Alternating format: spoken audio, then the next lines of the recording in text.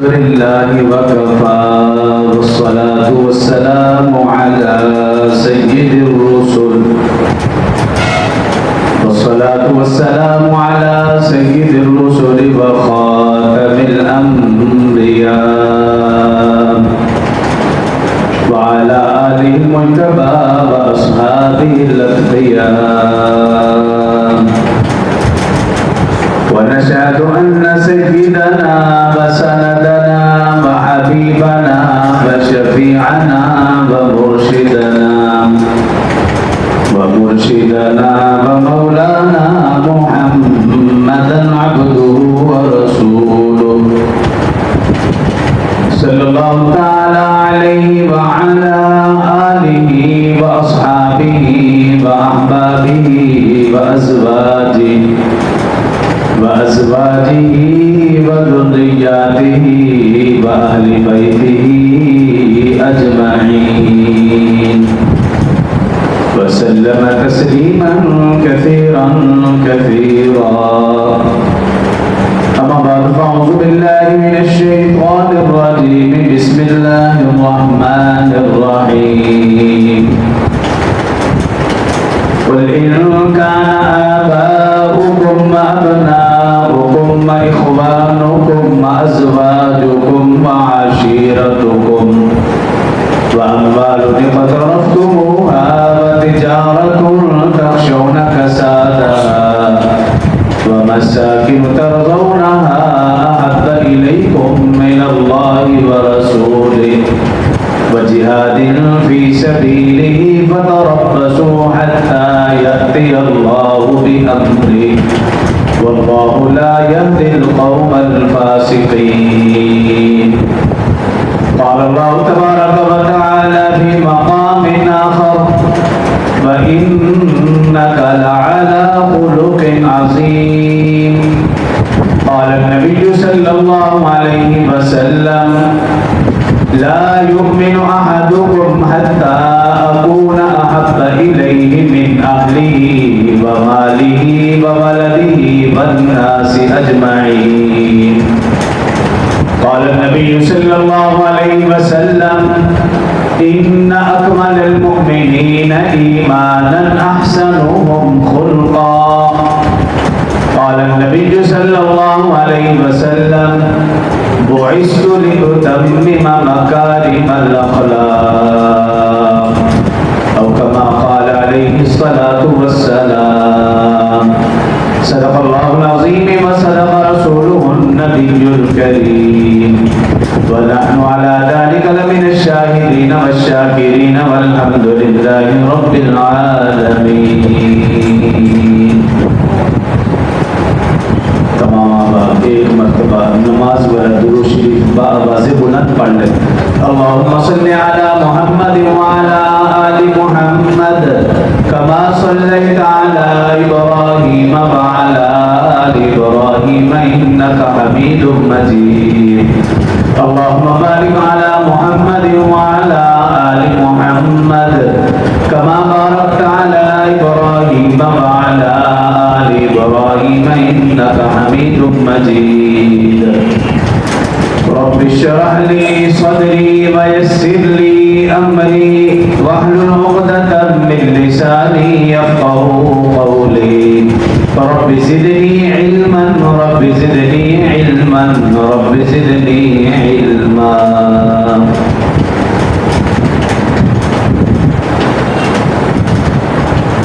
मस्जिदें करके वीरान वो बाजार सजा रहे हैं. मस्जिदें करके वीरान वो बाजार सजा रहे हैं. इस कौम के नौजवान सुन्नत भुला रहे हैं. जिस नबी को पसंद न थे शोर शराबे, जिस नबी को पसंद न थे शोर शराबे, उसी जात का ढोल के साथ जश्न मना रहे हैं. कब लगाए थे सहाबा ने बाजारों میں ڈیرے کب لگائے تھے صحابہ نے بازاروں میں ڈیرے جشن نبی کی آڑ میں بدعت پھیلا رہے ہیں وقت نزا میں بھی تھی نبی کو امت کی فکر وقت نزا میں بھی تھی نبی کو امت کی نماز کی فکر وقت نزا میں بھی تھی نبی کو امت کی نماز کی فکر آج وہ لوگ نماز گوا کر جشن منا رہے ہیں قرآن و سنت کا دامن چھوڑ کر کیوں لوگ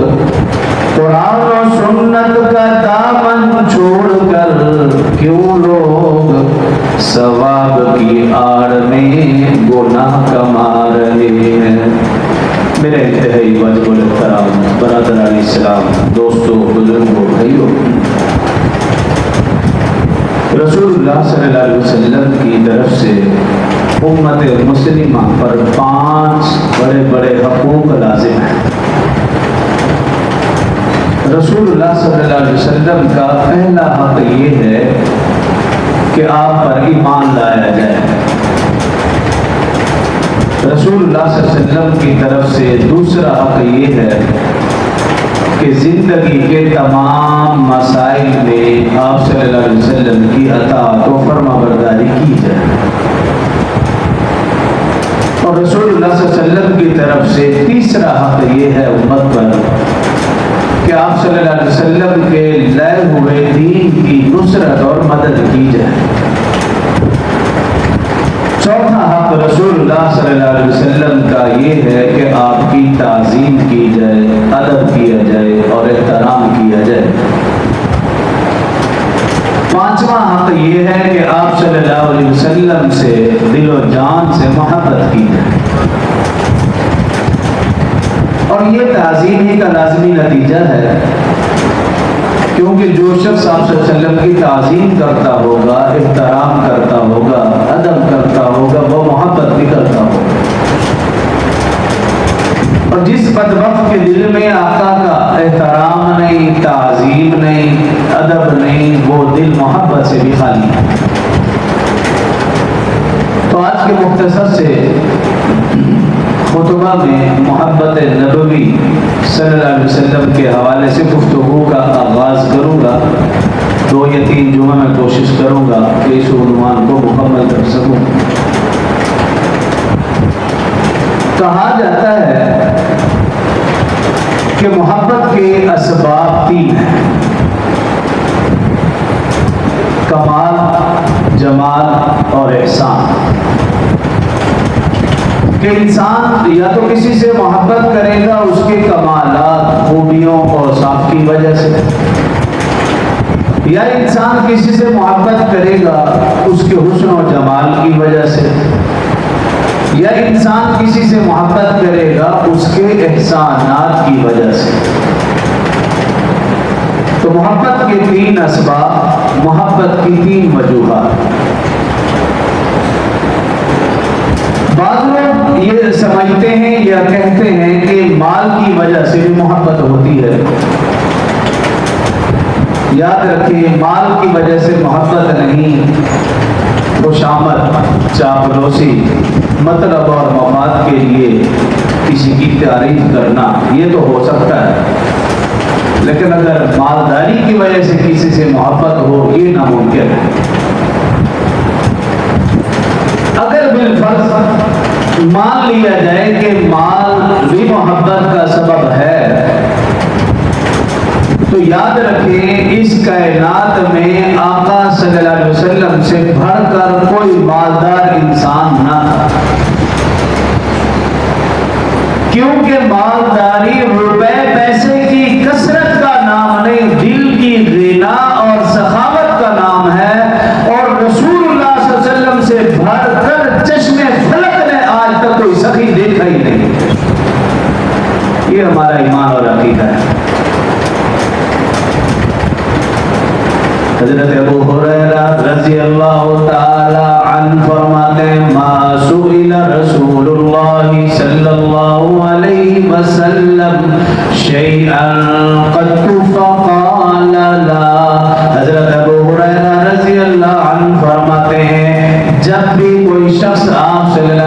وسلم سے مانگنے آیا. رسول اللہ صلی اللہ علیہ وسلم کے در پہ کوئی سائل آیا. فرماتے ہیں رسول اللہ صلی اللہ علیہ وسلم نے اسے عطا کیا. فرماتے ہیں آقا صلی اللہ علیہ وآلہ وسلم پر زندگی میں کبھی لا نہیں آیا ہی نہیں. اتنے بڑے سخی کے زندگی میں ایک اور حدیث کا مفہوم کلمہ شہادت میں جو لا ہے, لا الہ الا اللہ یا اشہد ان لا الہ, فرماتے ہیں آقا کی زبان پر کلمہ شہادت کے لا کے علاوہ کبھی لا آیا ہی نہیں, کبھی نہ نہیں کیا, نہیں کیا. حضرت جابر رضی اللہ عنہ روایت کرتے ہیں آپ صلی اللہ علیہ وسلم نے عام اعلان کر رکھا تھا من ترک دینا فعلی ومن ترک مالا فورثتہ. اگر کوئی مسلمان مال چھوڑ کر فوت ہوگا اس کے وارث اس کے مال کو سنبھالیں گے, لیکن اگر کوئی مسلمان اس حالت میں فوت ہو کہ اس کے اوپر قرض ہو, میں محمد اس کی طرف سے قرض ادا کروں گا. یہ آپ صلی اللہ علیہ وسلم کی طرف سے اعلان. کتنے بڑے سخی. عائشہ صدیقہ رضی اللہ عنہ فرماتی ہیں رات کا وقت ہے, کافی حصہ بیت چکا ہے, آقا کو نیند نہیں آ رہی. میں نے پوچھا یا رسول اللہ صلی اللہ علیہ وسلم خیریت؟ بے قراری, بے چینی اتنی کبھی نہیں دیکھی. فرمایا ہاں عائشہ آج میرے پاس کچھ مال آیا تھا, میں نے اسے تقسیم فرمایا, چاندی کا کچھ حصہ باقی رہ گیا, کوئی لینے والا نہیں آیا. بے قراری, بے چینی کی وجہ یہ ہے اگر اس حالت میں اللہ کے پاس پہنچا تو اس کا میں کیا جواب دوں گا. یہ رسول اللہ صلی اللہ علیہ وسلم کی سخاوت کا عالم. حدیث مبارکہ کا مفہوم کئی دفعہ ایسے ہوا آقا کے پاس سائل آیا, کچھ نہیں تھا لیکن قرض لیا. بعض اوقات یہودی سے قرض لیا, اس سائل کی حاجت کو پورا کیا. کوئی یہ نہ کہہ سکے کہ محمد کے در پہ گیا اور خالی لوٹ کر آیا. کیوں؟ رسول اللہ صلی اللہ علیہ وسلم فرماتے ہیں واللہ یعطی, اللہ مجھے عطا فرماتا ہے, انا قاسم, میں تو تقسیم کرنے والا ہوں. یہ رسول اللہ صلی اللہ علیہ وسلم کو بھی خاتون جنت حضرت فاطمہ الزہرا رضی اللہ عنہ,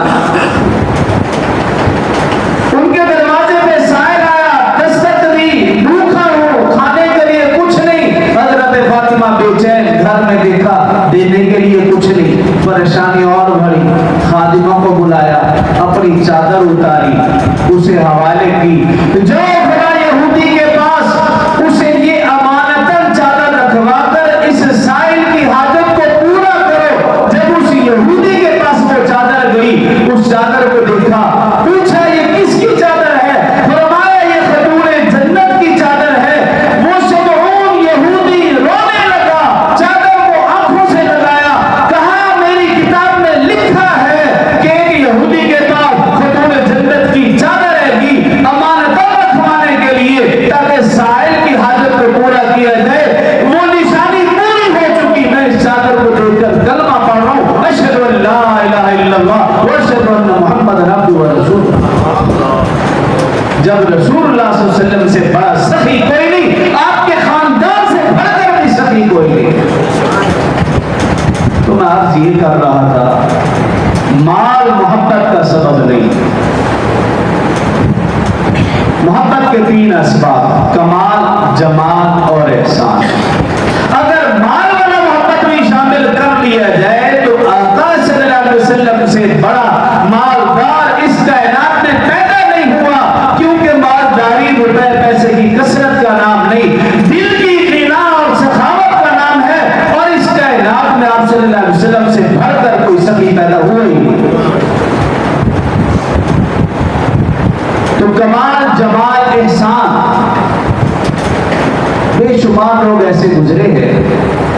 پہلا سبب کمال والا, کوشش کروں گا کہ اسی کو برباد کروں. اگلا سبب پھر اگلے دن.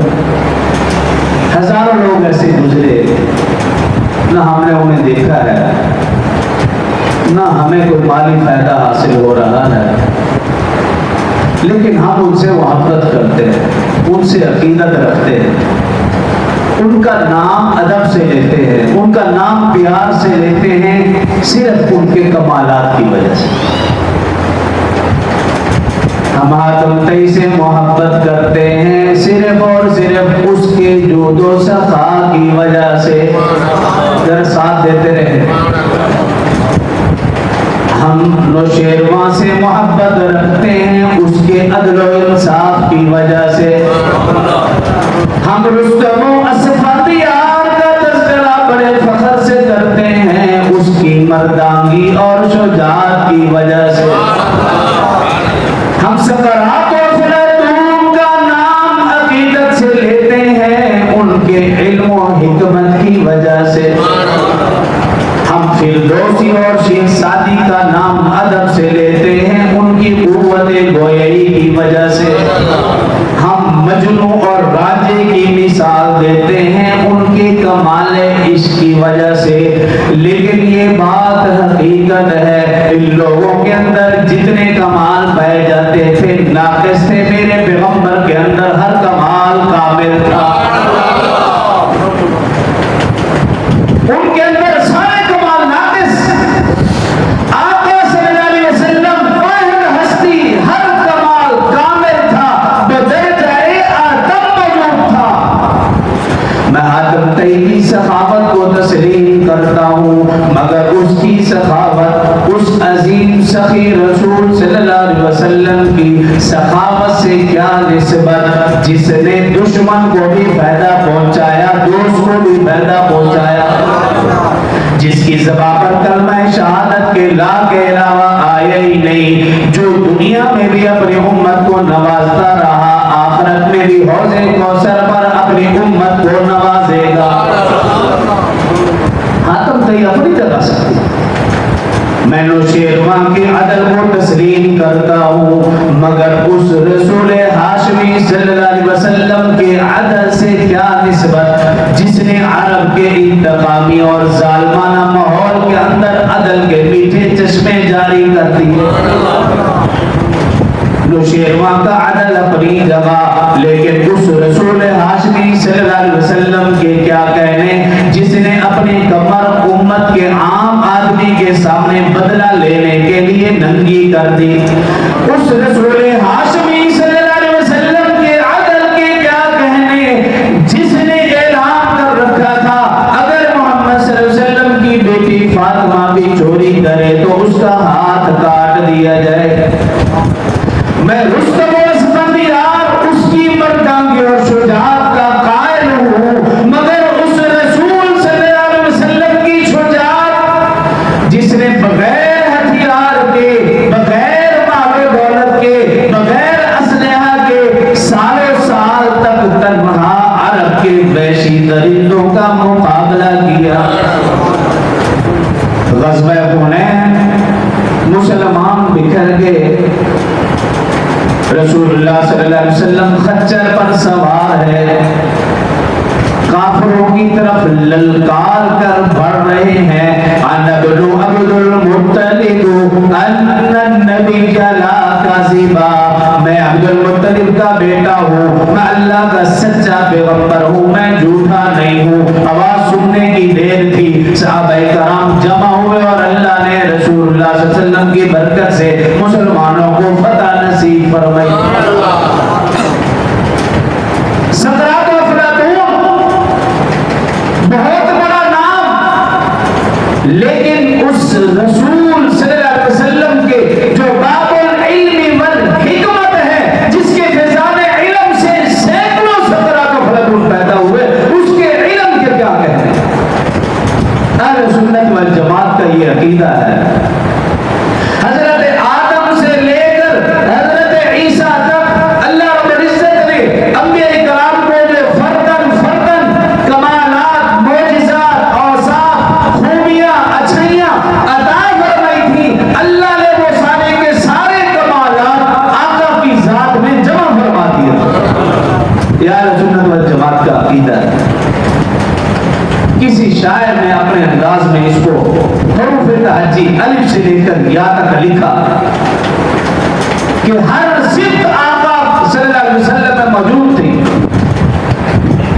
یوں لکھتے ہیں آپ نے ساتھ سے فرماتے ہیں کہ الف نے کہا اللہ کا رسول آ رہا ہے, با نے کہا بانی اسلام آ رہا ہے, تا نے کہا تاجدار مدینہ آ رہا ہے, سا نے کہا سروت والا آ رہا ہے, جیم نے کہا جلیل القدر نبی آ رہا ہے, ہا نے کہا حبیب خدا آ رہا ہے, خا نے کہا خاتم النبیین صلی اللہ علیہ وسلم آ رہا ہے, دال نے کہا دو جہاں کا والی آ رہا ہے, دال نے کہا ذالک الکتاب کہنے والا آ رہا ہے, را نے کہا رحمت للعالمین آ رہا ہے, زا نے کہا زمانے کا امام آ رہا ہے, سین نے کہا ساقی کوثر آ رہا ہے, شین نے کہا شافع محشر آ رہا ہے, صاد نے کہا صادق و امین آ رہا ہے, زواد نے کہا ضعیفوں کا ماوا آ رہا ہے, طا نے کہا طاہر و مطہر آ رہا ہے, زا نے کہا ظلمت مٹانے والا آ رہا ہے, عین نے کہا عرب کا سرتاج آ رہا ہے, غین نے کہا غریبوں کا ماوا آ رہا ہے, فا نے کہا فقیروں کا مولا آ رہا ہے, قاف نے کہا قرآن والا آ رہا ہے, کاف نے کہا کملی والا آ رہا ہے, لام نے کہا لوح و قلم والا آ رہا ہے, میم نے کہا محمد رسول اللہ آ رہا ہے, واو نے کہا والضحیٰ کے چہرے والا آ رہا ہے, یا نے کہا یکتا انوکھی شان والا نبی آ رہا ہے. ہر ایک کا اپنا انداز.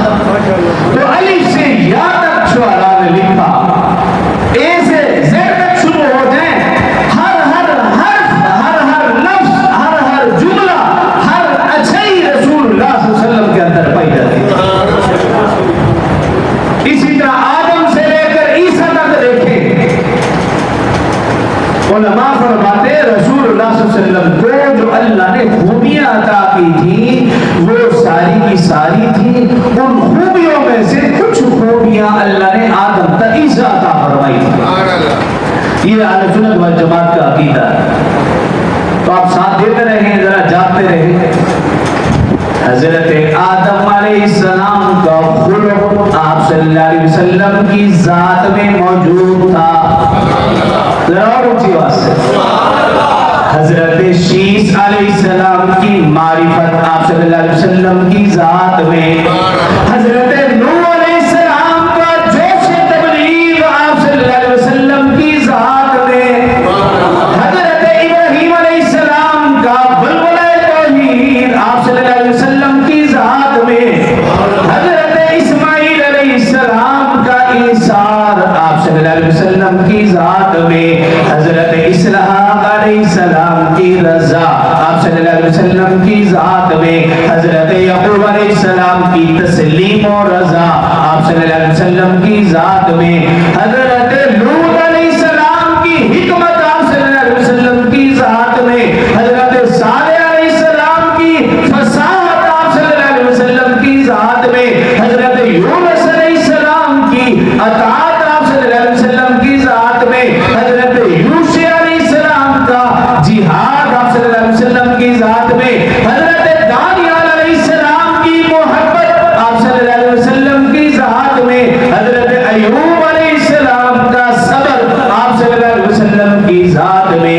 حضرت یوسف علیہ السلام کا غسل آپ صلی اللہ علیہ وسلم کی ذات میں. حضرت ہارون علیہ السلام کا جمال آپ صلی اللہ علیہ وسلم کی ذات میں. حضرت موسیٰ کا جلال آپ صلی اللہ علیہ وسلم کی ذات میں. حضرت یحییٰ کی پاک دامنی آپ صلی اللہ علیہ وسلم کی ذات میں. حضرت عیسیٰ کا زہد و تقوی آپ صلی اللہ علیہ وسلم کی ذات میں. حضرت مولانا قاسم نانوتوی رحمت اللہ تعالی اللہ علیہ انبیاء کرام علیہ السلام ان کے اوصاف لکھنے کے بعد یہ شعر لکھتے ہیں، جہاں کے سارے کمالات ایک تجھ میں ہیں، جہاں کے سارے کمالات ایک تجھ میں ہیں، تیرے کمال کسی میں نہیں مگر دو چار۔ اللہ رب العزت نے رسول اللہ صلی اللہ علیہ وسلم کو بے شمار کمالات سے نوازا تھا، ان میں سے چند کمالات انبیاء کرام کو عطا فرمائے تھے، معجزات عطا فرمائے، خوبیاں عطا فرمائی، اوصاف عطا فرمائے تھے، لیکن رسول اللہ صلی اللہ علیہ وسلم کو مجسمہ معجزہ بنایا تھا، جس کو شیخ سعدی رحمہ اللہ یوں فرماتے ہیں، حسن یوسف دم عیسیٰ ید بیضاداری، حسن یوسف دم عیسیٰ ید بیضاداری، آنچ خوباں ہما دارن تو تنہا داری۔ اے پیغمبر صلی اللہ علیہ وسلم تمام انبیاء کرام میں چند صفات چند خوبیاں پائی جاتی تھی، لیکن اللہ نے آپ کی ذات میں ساری کی ساری صفات خوبیاں جمع فرما دی تھی۔ وہ کون سا فرق، کون سی صفت، کون سی خوبی ہے جو رسول اللہ صلی اللہ علیہ وسلم میں موجود نہ تھی؟ حیا کا یہ عالم تھا۔ حضرت ابو سعید خدری رضی اللہ عنہ فرماتے ہیں رسول اللہ صلی اللہ علیہ وسلم پردہ نشین کنواری لڑکی سے بھی زیادہ حیادار تھے، یہ رسول اللہ صلی اللہ علیہ وسلم کی خوبی تھی۔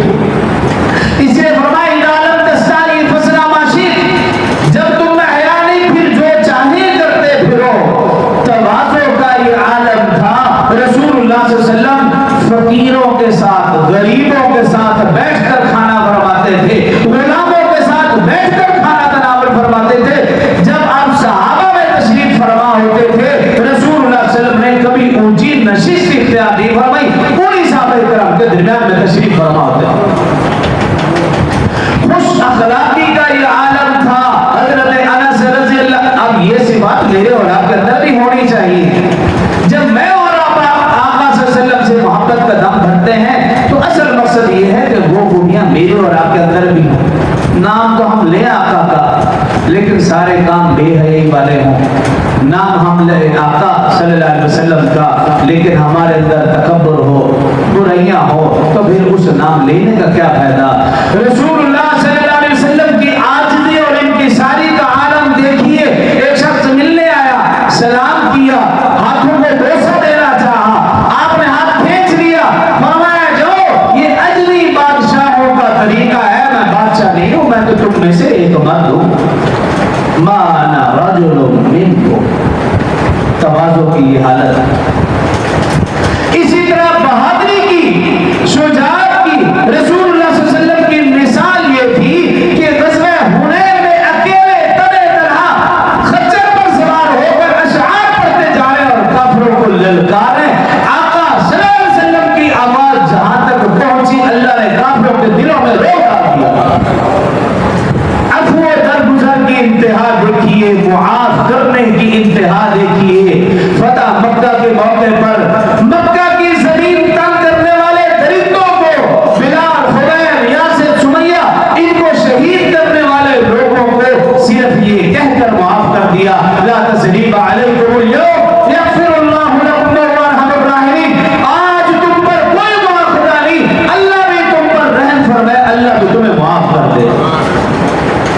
بڑے سے بڑے دشمن کو معاف کیا۔ اسی طرح صبر و شکر کا انتہا، صبر و شکر کا عالم یہ تھا۔ اما عائشہ صدیقہ رضی اللہ عنہا فرماتی ایک ایک ہفتہ گھر میں چولہا نہیں جلتا تھا، پانی اور کھجور سے گزارا فرماتے، لیکن زبان سے اللہ کا شکر ادا فرماتے تھے۔ محبت اور شفقت کا عالم دیکھیے۔ انسان تو انسان، حیوان رسول اللہ صلی اللہ علیہ وسلم کی خدمت میں حاضر ہوتے اور اپنے مالک کی شکایت کیا کرتے تھے، رسول اللہ صلی اللہ علیہ وسلم کی بات کو سنتے تھے۔ سچائی کا یہ عالم تھا۔ جنگ بدر میں اخنس بن شریف ابو جہل کے پاس گیا اور ابو جہل سے کہنے لگا، اے ابو جہل، رسول اللہ صلی اللہ علیہ وسلم تیرے رشتہ دار ہیں، ذرا یہ تو بتا کہ رسول اللہ صلی اللہ علیہ وسلم کیسے ہیں؟ ابو جہل نے جو خوبی بیان فرمائی، کہا اللہ کی قسم یہ محمد سچا ہے، اس نے زندگی میں کبھی غلط بیانی نہیں کی، اس لیے تو آپ کو صادق و امین کہتے تھے۔ اب یہ خوبیاں رسول اللہ صلی اللہ علیہ وسلم میں پائی جاتی تھی جو کہ میرے اور آپ کے اندر بھی ہونی چاہیے، لیکن میں اور آپ دیکھیں اپنے آپ کو تو ہمارے اندر ان میں سے کوئی بھی خوبی نہیں پائی جا رہی۔ اور رسول اللہ صلی اللہ علیہ وسلم نے کیا فرمایا؟ ان اکمل المؤمنین ایمانا احسنهم خلقا، ایمان والوں میں سے کامل ترین ایمان والا وہ ہے جو اخلاق کے لحاظ سے سب سے اچھا ہو۔ اور اللہ نے جو رسول اللہ صلی اللہ علیہ وسلم کی خوبی بیان فرمائی، وَإِنَّكَ لَعَلَىٰ خُلُقٍ عَظِيمٍ، کہ رسول اللہ صلی اللہ علیہ وسلم اخلاق کے اعلیٰ مرتبے پر فائز ہے۔ علماء نے اخلاق کی 3 اقسام لکھی، ایک ہے اخلاق حسنہ، ایک ہے اخلاق کریمانہ، اور تیسرا ہے اخلاق عظیمہ۔ اخلاق عظیمہ یہ سب سے اوپر والی ڈگری ہے، جیسے M Phil P H D سب سے اوپر والی ڈگری، جس نے ایم فل کر لیا اس کا مطلب اس نے میٹرک ایف اے یہ سب کچھ کر دیا۔ تو جب رسول اللہ صلی اللہ علیہ وسلم کی باری اللہ فرمایا وَإِنَّكَ لَعَلَىٰ خُلُقٍ عَظِيمٍ، اب اخلاق حسنہ اچھے اخلاق، کہ اگر کوئی شخص زیادتی کرے تو اس کے ساتھ زیادتی نہ کرو بلکہ عدل کرو، انصاف کرو، یہ ہے اخلاق حسنہ۔ کہ جس نے زیادتی کی ہے اگر بدلہ لینا ہے تو پھر اتنا ہی بدلہ لے جتنی اس نے زیادتی کی ہے، یعنی انصاف کرو، عدل کرو، اسے اخلاق حسنہ کہتے۔ اور دوسرے اخلاق کریمانہ، زیادتی کی ہے کسی نے آپ اس کو معاف کر دیں، یہ اخلاق کریمانہ۔ تیسرے اخلاق عظیمہ، اگر کوئی زیادتی کرتا ہے آپ اس کو معاف بھی کرتے ہیں اور اس کے ساتھ اچھائی بھی کرتے ہیں۔ رسول اللہ صلی اللہ علیہ وسلم اخلاق عظیمہ کے عظیم مرتبے پر فائز تھے۔ اور ہمارے لیے کیا مثال دی رسول اللہ صلی اللہ علیہ وسلم نے؟ میں اور آپ بھی تو چاہتے ہیں نا کہ اخلاق عظیمہ ہمارے اندر بھی ہیں، تو رسول اللہ صلی اللہ علیہ وسلم نے جو تعریف کی ہے وہ سننے، سمجھنے اور اپنے آپ کو جانچنا۔ آپ صلی اللہ علیہ وسلم نے فرمایا اخلاق عظیمہ یہ ہے سل من قطعک، یہ اخلاق عظیمہ کی تعریف جو رسول اللہ صلی اللہ علیہ وسلم نے کی ہے، مشکات شریف کی روایت ہے۔ سل من قطعک، اخلاق عظیمہ یہ ہیں وہ رشتہ دار جو تم سے تعلق توڑتے ہیں ان کے ساتھ تعلق جوڑنا، یہ اخلاق عظیمہ ہے۔ اور میں اور آپ اپنے آپ کو جانچے تو ہم تو اس کے قریب بھی نہیں، ہم تو بربلا کہتے ہیں جو ہمارے ساتھ ٹھیک رہے گا ہم صحیح چلیں گے، جو ہمارے ساتھ ٹھیک نہیں ہم اس کے قریب بھی نہیں جائیں گے، نعوذ باللہ جنازے پر بھی نہیں جائیں گے۔ کہتے مسلمان ہیں اور ربیع الاول میں نعرے بھی خوب لگاتے ہیں، کھاتے بھی خوب ہیں آقا کے نام پر۔ یہ پہلی تعریف ہے سل من قطعک، وہ رشتہ دار جو تجھ سے تعلق کو توڑ لے ان کے ساتھ تعلق کو جوڑنا، فرمایا یہ اخلاق عظیمہ۔ دوسری بات فرمائی واعف عن من ظلمک، جو تیرے اوپر ظلم کرے اس کو معاف کر دے، فرمایا یہ اخلاق عظیمہ ہے۔ معاف کرنا یہ اخلاق عظیمہ ہے، بدلہ لینا نہیں، غصہ نکالنا نہیں، اس کو برا بھلا کہنا نہیں۔ ہماری کیا ہے، ایک بار گالی دے گا 100 گالیاں دیں گے، ایک بار غصہ کرے گا کئی بار غصہ کریں گے، یعنی اس سے زیادہ ہمارا جو ری ایکشن ہے وہ زیادہ ہے۔ اور جو تیسری بات ارشاد فرمائی وَأَحْسَنْ إِلَيْكَ مَنْ أَسَاءَ إِلَيْكَ، جو تیرے ساتھ برا کرے تو اس کے ساتھ اچھا کر۔ یہ 3 تعریفیں رسول اللہ صلی اللہ علیہ وسلم نے اخلاق عظیمہ کی فرمائی ہیں۔ اب میں اور آپ اپنے اندر دیکھ لیں کہ میں اور آپ کہاں کھڑے ہیں،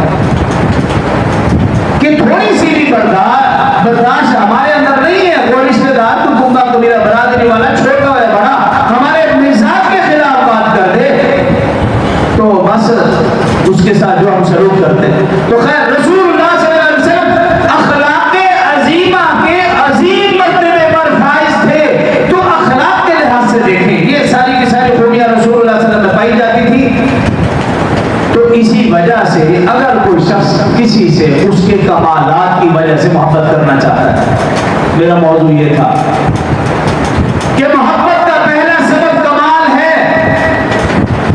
اگر آپ دیکھیے رسول اللہ صلی اللہ علیہ وسلم کے اندر سارے کمالات، ساری اچھائیاں، ساری خوبیاں، سارے اوصاف پائے جاتے تھے۔ اگر کوئی مسلمان کسی سے اچھے کمالات کی وجہ سے، اوصاف کی وجہ سے، خوبیوں کی وجہ سے محبت کرنا چاہتا ہے، وہ صرف اور صرف رسول اللہ صلی اللہ علیہ وسلم کی ذات ہے کہ رسول اللہ صلی اللہ علیہ وسلم کے اندر یہ سارے کمال پائے جاتے تھے۔ اگر کوئی شخص کسی سے جود و سخا کی وجہ سے محبت کرنا چاہتا ہے، کسی سے عدل و انصاف کی وجہ سے محبت کرنا چاہتا ہے، ہمدردی اور غمخواری کی وجہ سے محبت کرنا چاہتا ہے، احسان اور خدمت خلق کی وجہ سے محبت کرنا چاہتا ہے، وہ رسول اللہ صلی اللہ علیہ وسلم کی ذات ایسی ہے جس کے اندر یہ سارے کمالات بدل جائے تب پائے جاتے تھے۔ صرف رسول اللہ صلی اللہ علیہ وسلم نہیں، رسول اللہ صلی اللہ علیہ وسلم کے ساتھ جو بھی جڑا، اگر ابو بکر جڑا آپ نے اسے صدیق بنا دیا، اگر عمر جڑا آپ نے اسے فاروق بنا دیا،